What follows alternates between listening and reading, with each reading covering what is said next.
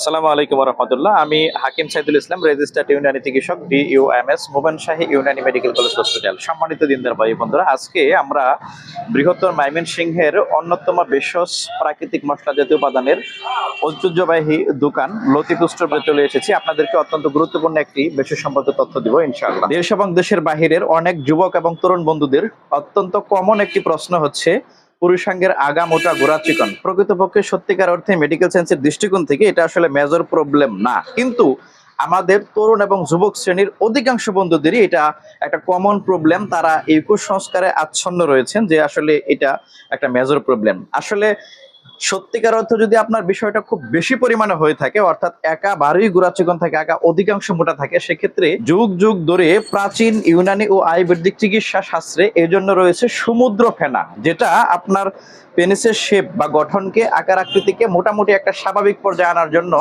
বিভিন্ন প্রাচীন চিকিৎসকগণ এটা ব্যবহার করে থাকেন। প্রিয় বন্ধুরা আমার, আমি আপনাদেরকে সেই সমুদ্র ফেনা সম্পর্কে আজকে তথ্য দিব এবং সমুদ্র ফেনা এটা আপনাদেরকে দেখাবো ইনশাআল্লাহ।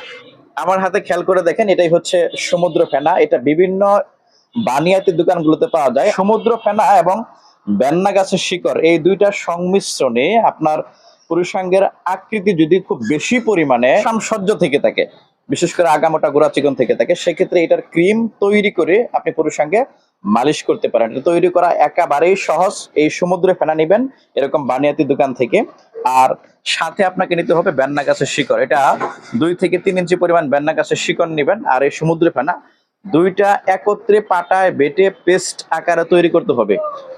সতর্ক এবং সাবধান, যেই পাটায় মরিচ বাটা হয় সেই পাটায় যদি বাটেন সেক্ষেত্রে কিন্তু আপনার সমস্যা হতে পারে। এক্ষেত্রে আপনি ব্লেন্ডারে ব্লেন্ড করে নিয়ে ক্রিমের মতো তৈরি করতে পারেন। এই ক্রিমটা প্রত্যেকদিন রাতের বেলা একটা পান পাতা হারিকেনের তাপে সামান্য উত্তপ্ত করে পুরুষাঙ্গের গোড়া থেকে আগা পর্যন্ত খতনার অংশ বাদ দিয়ে হালকা প্রলেপ, বিশেষ করে আমরা মেহেদি যেভাবে দিয়ে থাকি এভাবে প্রলেপ দিতে হবে, এবং প্রলেপ দিয়ে আপনি এই পান পাতাকে হালকাভাবে বেঁধে রাতে শুয়ে যাবেন, ঘুমিয়ে যাবেন। আমাদের লক্ষ্য এবং উদ্দেশ্য হচ্ছে 2 থেকে 3 ঘন্টা পর্যন্ত যেন আপনার পেনিসে এটা থাকে। এরপর এটা এমনিতেই খুলে যাবে, আবার নতুন করে লাগানো দরকার নেই। সকালবেলা আপনি পুরুষাঙ্গ ধৌত করে ফেলবেন। এই পদ্ধতিতে, এই নিয়মে আপনি কন্টিনিউ 2 থেকে 3 সপ্তাহ পর্যন্ত করুন।